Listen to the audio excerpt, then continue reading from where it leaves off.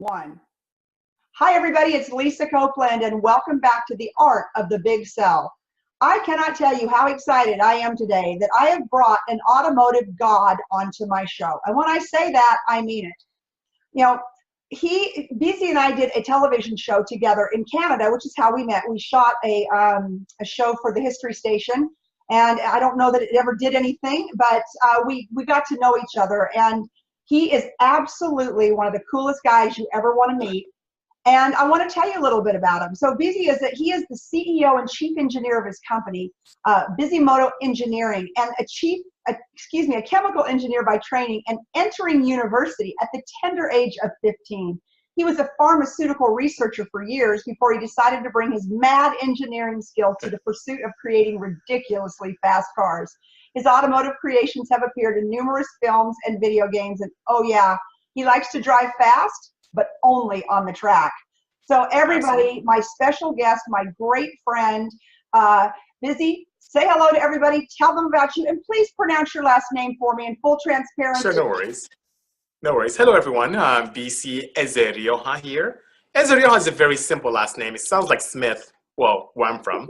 But I'm from Nigeria, West Africa, and came to the United States in 1989. To finish up my curriculum in engineering. And, you know, I've been very, very fortunate because even though I came to this country with 2 suitcases and nothing else and had an opportunity to explore this wonderful country and become extremely successful, I had really great parents that did a great job in providing me the environment for me to flourish, for me to continue to remain creative and also inquisitive with everything I do.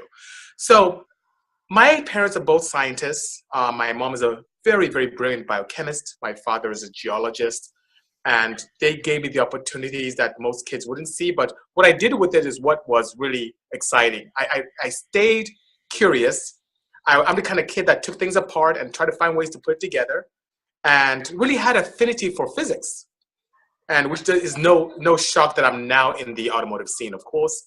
But my mom, being a chemist, really wanted me to go along her lines. They now both own a cosmetics company in West Africa, in Nigeria. And even though they went to school here, I want to follow in their footsteps after attending a brief stint in Nigeria. And it's been fantastic, to be honest with you. The fact that I studied chemical engineering to not only appease my mom and get a little bit of chemistry there, but study engineering because it gave me the opportunity to continue to follow the passion of what I love, which is pretty exciting. But the story of how I got to university so early is I'll make it very brief, but it's very exciting nonetheless. In my country, it's very difficult to get into a good curriculum if you want to study in university medicine or law or engineering. You have to have very high marks to enter university, and it takes a good year to take an exam again if you fail. And seeing a lot of my aunties and uncles having a hard time getting into great disciplines, I decided at a younger age, the American equivalent of 9th grade, to take this examination to become an engineer so that when I get to the 12th grade, I'll know what to do. Well, I took it, studied hard, and I passed. So my father asked me what I wanted to do, and I said, you know what, Dad? I'll do it. I'll go to university. So at 15 years old, and at the time, I don't know if anyone surpassed it now, but at the time, I was the youngest to ever attend university in my country, which is pretty exciting. We just didn't have the technology. After a year of studying there, I didn't learn much, so I decided to come here and follow my parents' footsteps and go to school in the United States. And that began my journey here, which is pretty exciting. Did you come here by yourself? I did, believe it or not. I came to LAX. I was met at the Los Angeles airport by a family holding a sign with my name on it. And they were friends of my father when he was here as a geologist. It was the owners of an oil company. And they picked me up and drove me down to Whittier, and I lived with them for a few years while I was in school. So were you in college when you came here, or did you go into the high school? So I was in university back home. I went to the Anambra State University of Technology in Enugu. I did a year there, came here, I went to Cal State Long Beach. They didn't accept a lot of my classes there. Yeah, I was 16 at the time. They didn't allow a lot of my classes to transfer over. So I just started fresh with a lot of things. So it was pretty easy for me to get on the dean's list because I understood a lot of the science. We did things a little differently, especially with mathematics. But nonetheless, it was science to science. I just had to learn about the American standards of measurement, ounces and gallons and inches. The rest of the world uses what is known as SI units, System International. And so we're used to, kilograms and meters and all those units of measurement and, liters. But here, you have to learn to do a little bit more. So that was a little learning curve for me, but I excelled extremely well, constantly on Dean's List, doing extremely well, very high marks. And I just love science. I just love it. It's so bad how much I love science. It's just great. What is your native language, and did you speak English? I love talking to you, and I love how you speak, and I love how you write. I think it's so eloquent. Did you speak English, or was that your native language in Nigeria? Well, that's a great question. Nigeria has over 265 different languages. Wow. Which is amazing for a small country. There are 3 major tribes, Hausa, Igbo, Yoruba, but we all have our different dialects. I can travel an hour away from my hometown and not understand what the next person was saying. But we were colonized by the British. So because of that, our lingua franca is English. So we all learn English in school. Most of my tutors growing up in primary school and secondary school were of English descent. So a lot of us do have that bit of an English accent it's so eloquent. I think it's so eloquent. In terms of eloquence, especially nowadays where there's so much Western influence, as in I go back home, everyone wants to speak like Americans. My father is a scholar, very astute, and I learned a lot from him. He had me write essays every Saturday, and he critiqued them. So he's very particular about speaking English properly. And that being said, he was my biggest influence. So yes, I do speak English. We did learn it from school, from birth. And my traditional language is Igbo, and I speak it and write it very well. Wow. So you said I'm so fascinated. I'm like, your parents own a cosmetics company? Yes, hair and skin products, absolutely. Well, I expect a care package from Nigeria. Done. Done. No problem. What type of skin products and hair products? Lotions, hair food, like just regular petroleum-based hair food, lanolin-based skin lotions, shampoos, detergents and soaps are something they've dabbled in a little bit, but their body soap is a very popular one back home. So they service most of Nigeria and parts of West Africa, and they're doing okay. They're doing okay. Do you ever get back to Nigeria to be able to see? I go home every year. I'll be leaving in about a month. So wow. I try to get home at least once a year. I mean, there's no place like home. All my siblings, there's 6 of us, they all live in Nigeria. I'm the only one here in the States, which is pretty nice, but very different. I'm here to really prove myself, to be honest with you. But it was so brave of you to be able to do that as a young man and just to, come to a new country and, start at the university and do everything you did. So, okay, so you went to the university, you graduated, you must have been about 20. Well, with you. Yes, that's correct. You were 20. All right, what did you do then?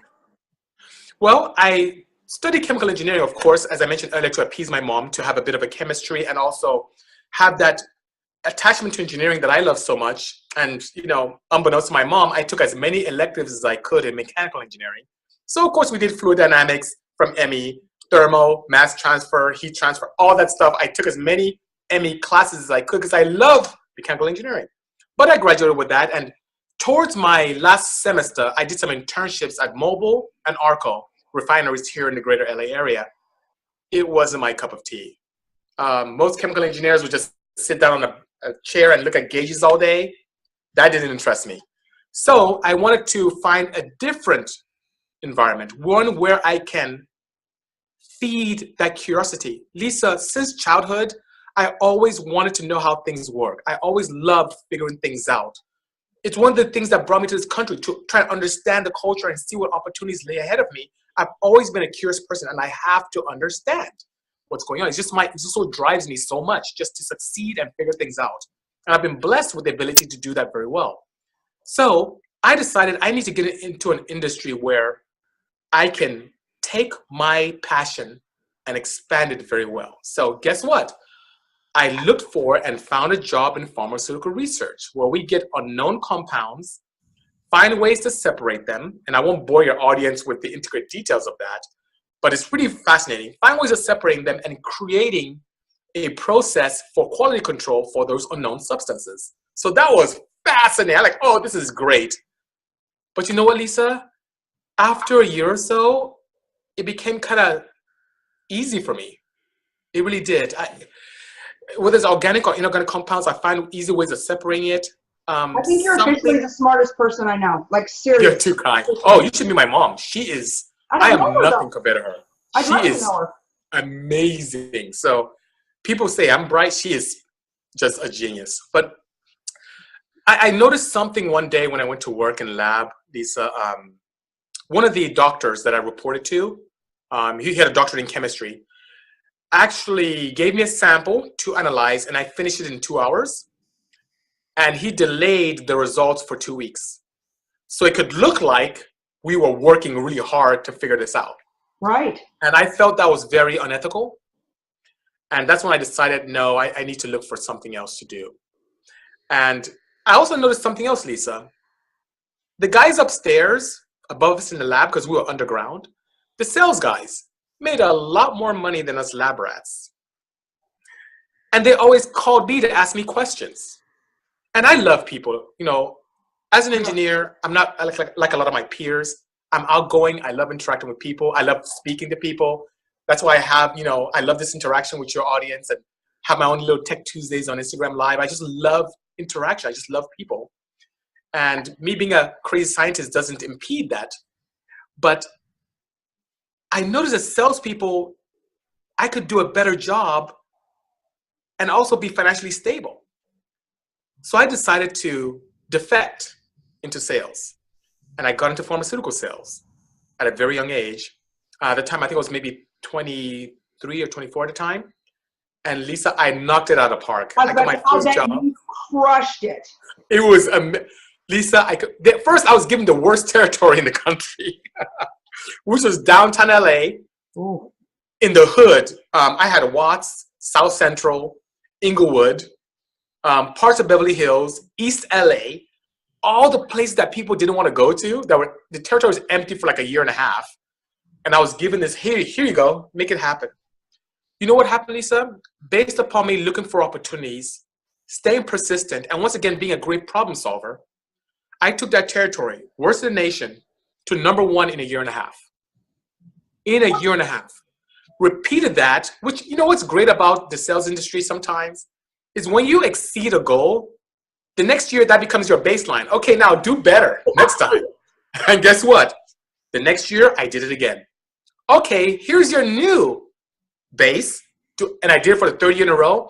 And Lisa, I was offered a leadership program after that. I was offered a leadership program and I became a district manager. Well, so at 27. I have to ask you, hold on one second. What was your product? What was your drug that you were peddling? Oh, great question. So I worked for a company called Hertz Meyer Russell, which ended up being acquired by another company that became Ventus and then Sanofi. So I was in the cardiovascular division. And with that, I had drugs for more metabolism, diabetes, and also blood pressure. Okay. So I had Cardizem, Allegra, Lantus, and then because I did so well, I was blessed with more products. So I got Allegra, which was totally respiratory, but I got some of that as well. Allegra is a very popular one that most people may know. Oh, yeah. And it was, it was a great excursion. I learned so much, made great people. But you know what? I loved selling. And I felt that every day I got dressed up because my whole signature there was a 3P. Like right now, I'm at work now, so I dress like this. But I usually wear bow ties. You're very spiffy. That's what I remember about when you and I were shooting Car Sharks both the times we were in Canada. You always had on your bow tie. You were the best dressed there. You know, and I thought, hey, Lisa, you're out of control too. You have immaculate style as well. I checked you. I know what's going on. You're very stylish. I was supposed to. And the only person that I wanted to stand next to was you because I didn't think anyone else looked as good as you. Oh, you're too kind. You're too kind. You're too kind. But my whole style then was like the 3-piece suit. I always had the vest and the cool tie. So, and I had a variety of vests. So that was my whole signature. And I felt like I was dressing up every day to go and visit friends. That's how it felt when I was in sales. And I did all the sales processes properly. I qualified my customers, found out what their needs and wants were, and then applied my knowledge to help satisfy those needs and show them my product could do that. And do it without breaking the bank. I never sold any cheap items at all, but it was important that my customers understood that what I had could be a cost-effective alternative for them, even if it was very expensive, because it can save them and the hospital money in the long run, which is great. So I enjoyed that market entirely. But here's the thing, Lisa, and you don't know this about me. But the whole time I was in school, my dad's not here. Yeah, my dad's not here. My mom's not here. Good. So the whole time I was in school, it was kind of tough for me. You know, being a young African kid, I lived in an Literally area where African, like not was that African American, but African. African, yeah. Yeah, like And it's strange. People ask me weird questions at church, like, "Hey, how do you feel the first time you wore shoes?" I'm like, "Hey, we're pretty advanced back home. oh my I mean, I'm sure the kind of outfit anyway." Or people call me Kunta. You know, so people make fun and all this stuff, which is funny. But God, really? it was tough. It was fun. It was tough though, because as a student, I couldn't really make a lot of money. I worked part time at a certain city. It wasn't really good, but I was influenced by some of my friends at Circuit City to get into drag racing. And Oh, I had never participated in sports growing up. My dad forbade me from participating in sports. It's all about education, all about studying. And when I got a taste of a sport, of an extracurricular activity, I jumped headfirst. Lisa, fast forward, I would say 2 years after my first time drag racing, which I did horribly on the track, by the way. For those of you who are drag racers, I ran a 16.4 my very first run down the quarter-mile track. And then I think a year later, I was messing with this one girl in a parking lot of my college and got beat by her. And I said, that's it. I'm going to be the fastest on the planet. I graduated within 2 years from a guy who didn't know anything about racing to doing a lot of street racing in LA, in I was like, Compton. LA, it's very big in Compton, yes. Yeah. And I'd made a lot of money then doing that. So I was very naughty. I don't condone that. I don't condone street racing at all. I don't. It's not a good thing. But it was a fantastic opportunity for me to learn and to understand the psychology of people and racing and getting to understand people more. So it's really What good. is psychology? So I have to stop what you. was that? What is the psychology of people that race in Compton in drag race? Like who are those people? I was very well. The people come from all walks of life. We had police officers that even raced with us. It was crazy at the time. It was really, really people who were from all walks of life. Entrepreneurs at the time, people who worked at very nice jobs, people who had no jobs, gearheads, shade tree mechanics, you named it. It was a very diverse, not only from background but even ethnicity, very diverse, and everyone was very respectful. We didn't have the rubbish that you see nowadays. I'll be honest with you. Some of the movies are what kind of killed that whole scene, because people who had no business racing started doing it and people started getting hurt. But it was a very tight-knit community then that was very responsible. And at least I actually have film footage from back in the 90s on VHS-C that shows what we're doing out there. It was really interesting. But nonetheless, it really gave me an insight to how people think. A lot of the racing then was psychological. So I do things to people and I'll make them lose before we even lined up. And I Just did psych them extremely out? well. What was that? You just psych them out? Would you just like trap them? Absolutely. Oh, 100%. It's a mind game. Absolutely. Absolutely. Which is pretty interesting. So fast forward to me now in school, graduating from school, working in pharmaceuticals, in research, and going to the sales sector. I always raced, but I got away from street racing and went to like semi-professional. And going to the drag strip, going to semi-professional events with NHRA and IDRA and IDRC and the Battle of the Imports at the time, which is a hot one here in the Southern California area, we started attracting the interest of some OEMs. So they had scouts that would go out to races looking for these guys who really spoke well or stood out or who could represent the brand very well. And at the time I had a Honda CRX. That's what I was racing, and that's what I bought to go to school. And I caught the eye of a very influential person at American Honda. And they approached me to represent them, and they'll compensate me every time I won. And I won a lot of events. You can see right behind me.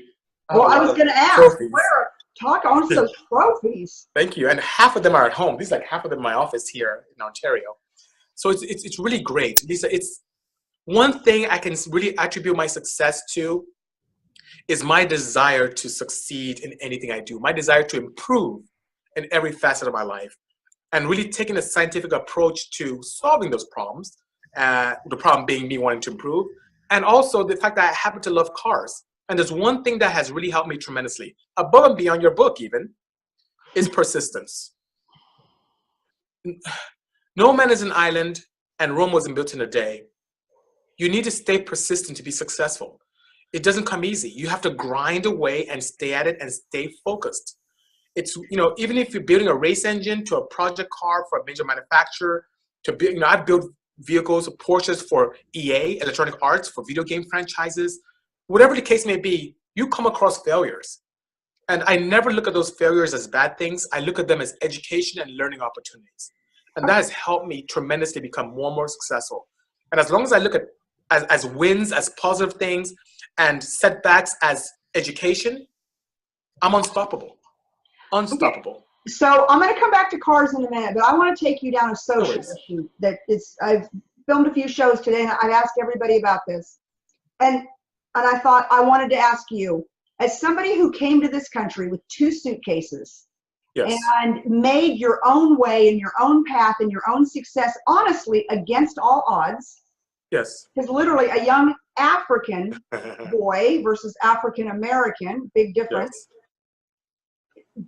I'm not asking you the politics of it, but I'm asking you, how did you feel the other night with the State of the Union address to see a country so polarized?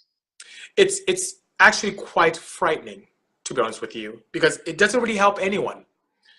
I watched the entire State of the Union address. I saw some of on one side, a lot of applause and standing ovations, and the other side, everyone's sitting down. And America was really the place where we all, growing up, aspired to go to, because it was a place of opportunity. Not a place where you come and pillage and rape things. No, you come here to learn, to grow, and help. And, my father left me with one thing before I came to US, before I left to the airport. He said, America is the best place in the world for you to make the best of yourself. Mm. It's also the best place in the world if you want to be the worst of yourself as well. So it's up to you choosing right from wrong. And our leaders, they do have the civic responsibility of bringing us together and really staying true to that mindset of what America is. A place that welcomes all. A place where we all can grow. And that, I feel that's the strength of the country, a place where there's so much diversity and strength in diversity, not strength in division. Have you ever felt held back from opportunities since the day you arrived in this country? It just seems like you've just to the top. Lisa, no. And I'll tell you, I know that there are things that may have eluded me by design due to others' efforts. But as I mentioned a few moments ago, Lisa, I really mean it. I look at setbacks, challenges as education and opportunities. It just makes me stronger and gives me the fire to even do more and push forward. I mean, I'm in the automotive industry, and there are not many of us in this. But still, I continue to disrupt different industries. I have some plans in the next couple of years that I'm working on. I'll be traveling. That's why I'm traveling to Europe and then back home later on to really change how motorsports is viewed and give it a really hip, exciting, sexy take. I went to CES earlier this year, and I just see how automotive technology is really progressing very nicely. Lisa, I can't be stopped. And the color of my skin or how I carry myself is not going to, people could try to put blocks in front of me and I'll go right through them. It's just, I love my life, Lisa. I love what I do. I love the people around me, and I love this country. You have people's opinions can't stop me from that. You have mad fans, like mad, crazy, loving you fans in the audience. I'm very fortunate. Yeah, I have Trekkies or BCs, guys who really are about us, which is really nice. A good friend of mine, Ralph Gilles, we were at dinner in Detroit, and he is the lead designer. He is the man for FCA Fiat Chrysler automobiles. With things like Hellcat that he's designed and his team, and Viper, and all of that. And I told him about you, and he said, "Oh, Bisi," and I'm like, "Yeah, we did a TV show together in Canada." He's like, "I want to meet him." I said, "Ralph, I thought you were the god of the auto industry," and I know that you have become very good friends, and I think he even sold you a Viper, rumor has it. Yes, Ralph is a great guy. He's been a very naughty influence on me. I never considered Vipers before meeting him. But he's a great guy, and another great example of someone who, is not, a typical Caucasian American male, but who's done extremely well and is extremely influential in his own industry, and in our industry, I should say. And it's just fantastic. Lisa, I'm lucky to have friends like yourself. I'm lucky to have the audience that I have. I'm lucky to be in this country at this time. Because when my father was in the US in the 60s, it wasn't as pleasant for him. Oh, I But know. guess what? Nowadays, with social networking, with people, with even with some individuals trying to polarize the country and trying to divide, being together, being forward thinking will continue to reign supreme and will prevail. Tell And me. it's great. I just love my life. I mean, I come to work every day. My team is here. We're having a great time.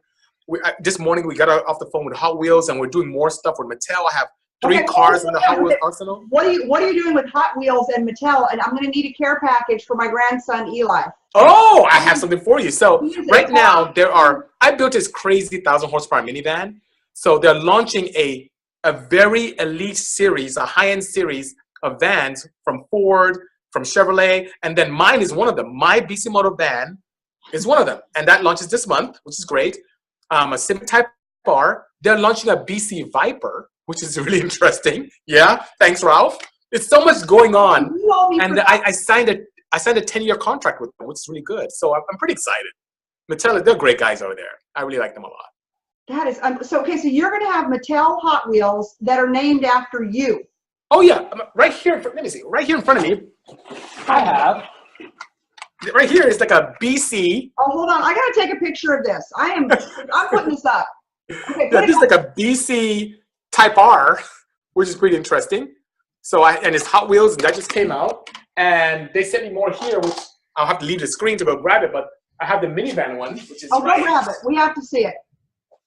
Here. You have your own Hot Wheels. Yeah. So that right there is my van, right there, and has the Bisi Moto right there. So it's and this is a limited edition van collection, and this is the higher end metal Hot Wheels. So this is very nice, and that's 2 of 5 units. Different designs are coming out. So think of me. Who we know has their own Hot Wheels in the Thank you. industry. Thank you. You're officially now the coolest guy I've ever met. You're too kind, Lisa. You're too kind.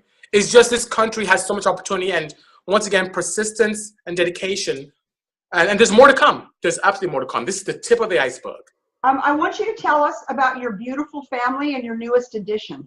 Oh, thank you so much. So I have a wonderful family. I have my wife, Hedy Kim. She is... Toddy. Yes, thank you.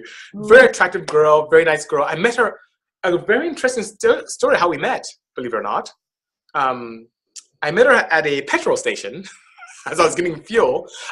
To come to Texas to race. So I was going to San Antonio to race, and I went to get some gasoline, and I saw this girl on the other side of the island pumping gas, and I'm looking like, oh my God, she's really pretty, but what really attracted me to her, she was this Asian girl, but she had braids in her hair.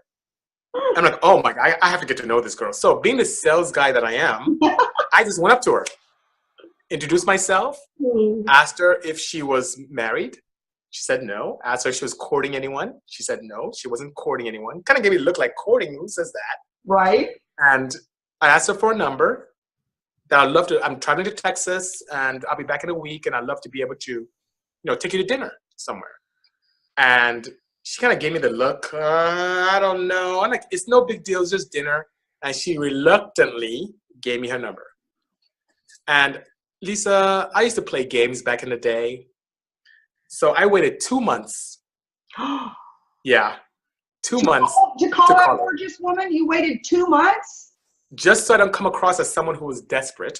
Oh, Lord. And I called her, and guess what? It backfired because she didn't pick up, and I left a message, and she didn't call me back. Good girl. So 2 weeks later, I'm like, this is rubbish. I called her again. She picked up, but she was in Korea. She was traveling back home, and, we got together. I used to be sponsored by Outback Steakhouse. They're one of my sponsors. So our first dinner was at an Outback Steakhouse. And we've been inseparable ever since. It's so interesting how we come from different cultures, but there's so many similarities. Right. And fast forward to today, we've been married we've been together since 2001. We've been married for a long time, and we have 2 beautiful children. I have a 5-year-old daughter. And in December, we were blessed with a son. Oh. My daughter's name is Nkiruka, which means a brighter future in my language. And my Mm. son's name is Kobimde, Kobe for short, which means condition of my heart. Oh. And they're just they're everything to me. Just fantastic. And very bright kids. My wife is extremely intelligent. And then I have genes of my mother. So our kids are just absolutely fantastic.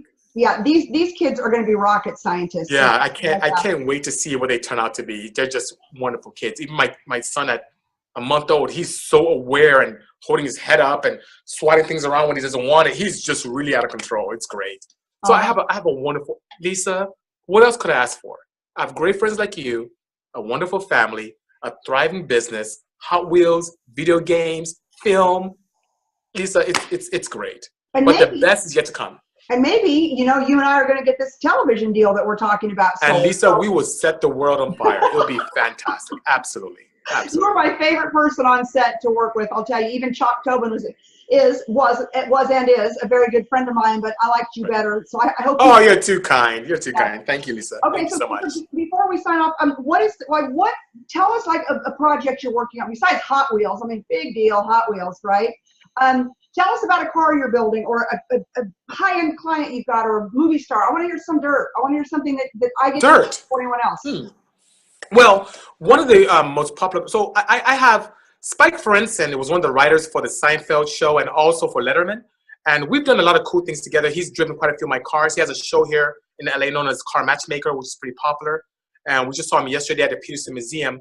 So he's someone who kind of influences me very positively. And he charged me with the challenge of building a car that's very driver-centric.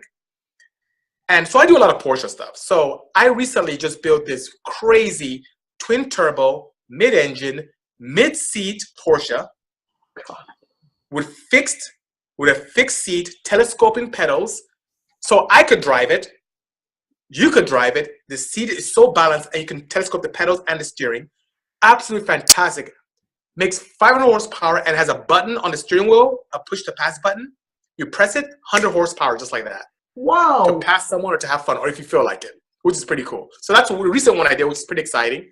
And we have so much media. People are losing their minds about that. But here's the kicker.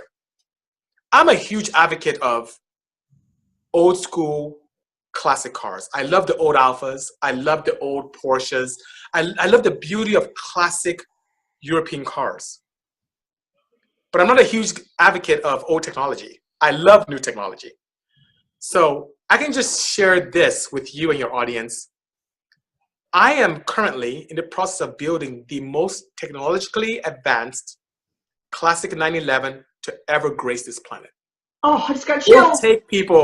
It'll take people years to catch up to what I'm doing right now. It's absolutely fantastic. And I should have it ready by CES of 2019 to show it there in Las Vegas. It's going to be absolutely fantastic. And let's just say I came to you and I said, I want to buy that car. What would that car cost me? The prototype would be extremely expensive. It would almost get us to 7 figures in just development costs. But when we're done to replicate something like that, my goal is to get into the 500,000 range. That's my goal. But the first article is always extremely expensive. And it's one of the reasons why I'm flying to Europe. Right. So so walk us through this. So, you create this prototype. The world is going wild over it. Yes. Then would you walk that to Porsche? And so it would be something like, I'm trying to think of the Mustang, Shelby.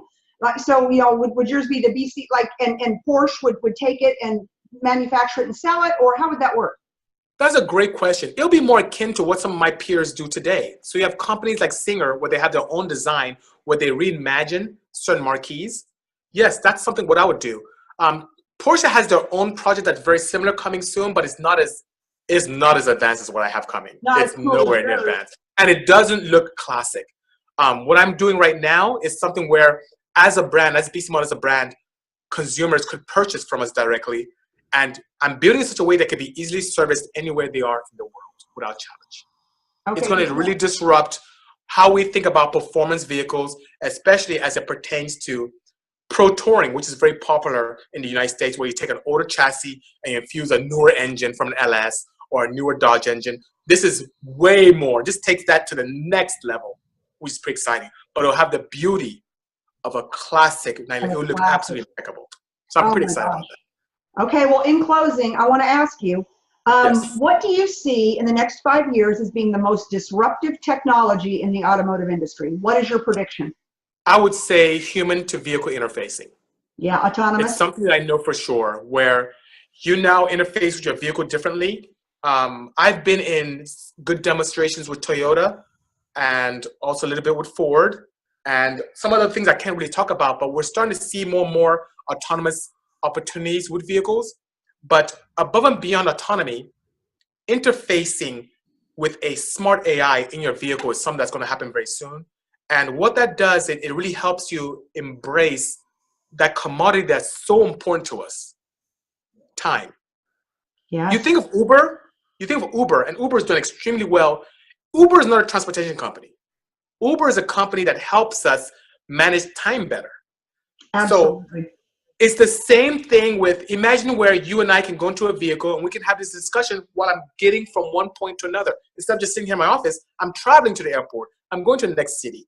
I know. Or my vehicle knows to, and I'll give you an example of some of the demos we've done where my vehicle would know that I love canyon carving. It knows I love windy roads. So as we get to autonomous, as I get to a certain area of the road where, oh my goodness, BC will love this, it recognizes it, informs me, and I take over. And then I drive the car, I have a lot of fun, and when I'm done with my windy road, I go back to my seat, kick back, and it keeps driving me. And I get to do work Really? and interact. We're gonna see a lot more of that. So basically, that would be like an intermittent autonomous driving car, because it Absolutely. would understand from an artificial intelligence standpoint what my driving desires are or habits are. Because I was going to ask you about the autonomy, because especially somebody you see that builds these power machines, 500, 700,000 horsepower. It's like, Right. and I like a fast car. I love a Maserati. I've owned several of them. Right. And, I like the power. And I've struggled with autonomous driving cars because I'm like, I don't want to give that up. Like, I love Well, to. you don't, and that's what I was talking about now with that partial autonomy. You don't have to. When it comes to sections of the road where you can have fun, what racing will never go away. So yes, we may see some autonomous racing where you're remote and it's unmanned. We've seen some of that with Robocar and some of the other companies out there. But the driver experience will never go away. It'll just be enhanced. So you have a vehicle that's autonomous. You have vehicles where you can have a lot of fun on the track. You won't have as many moving parts that can break down or have challenges. The vehicles will be a lot quieter, but also a lot faster. All of this is happening very rapidly. And at the same token, you can have this fun and not have any guilt because now you're not putting much more pollutants in the environment. Right. A lot's happening. And Well, and any of us who don't embrace it, especially us builders, will fall by the wayside. well, I It's the could talk to future and it's you. gonna happen. I could talk to you all day long, but I ask everybody at the end of my show, it's really about the big sell and the big idea, what got you there. So if for everybody watching this show, they're going to be automotive, they're going to be corporate executives, they're going to be all kinds of people. What is the one big idea that you want to leave them with that they could take and they could use to better their life or their business? The one big idea. I would say really having a big, hairy, audacious goal and focusing on it. A BHAG is what I call it. Yeah. Have a goal that you may think is absolutely just ridiculous, but I'm telling you, nothing is impossible. Have a goal, focus on it, and you know what happens when you have a large goal? When I say I want to disrupt the automotive industry when it comes to racing and performance, that's crazy for the level of what we do. But if I focus on that, all the little things I have to do to get there don't really feel like a chore because my eye's on the prize. I am focused on what I have in mind at the very end. To disrupt, to improve quality of life, to have a goal that can really leave an impact and leave me a legacy. And that, Lisa, is what has kept me going and will continue to. And anyone enterprising or even in personal life, having that to be the best at what they can be, to really have a goal that seems absolutely ridiculous but is attainable and focusing on it can make you extremely successful no matter what you do. So how do our listeners, how do our viewers, how do they connect with you? How do they find It's you? How do very they easy. Very easy. I am very, very accessible via social networking. So if you have access to Instagram, I am Bisi Moto, Bisimoto. That's my handle. You can easily reach me. And if you want something a little bit more formal, my website, bisimoto.com. My email address is bc@bisimoto.com. And it's very, very easy to reach me anywhere I am on the planet. And that's Well, Thank you, my friend. You're so inspiring, and I love My to hear your pleasure. story. And I just want to tell everybody out there, I'm going to put it in the universe. Bisi and I will have a television show together in the next 6 months. And Absolutely. I'm even more excited about it now because I want a Lisa Copeland Hot Wheel. Oh, but that'd be great. We should make that happen. That'd be so awesome. All right, my friend. Thank you so very much for taking the time. And thank you to all of our viewers and our listeners out there today for following the Art of the Big Sell, where I bring to you big personalities, big celebrities, big ideas, and in the hopes that you will take them and use them and take your life and your business and everything to the next level. Because remember, we only have one time around this sun, and you got to make the most out of it. Thanks, everybody. Hold on.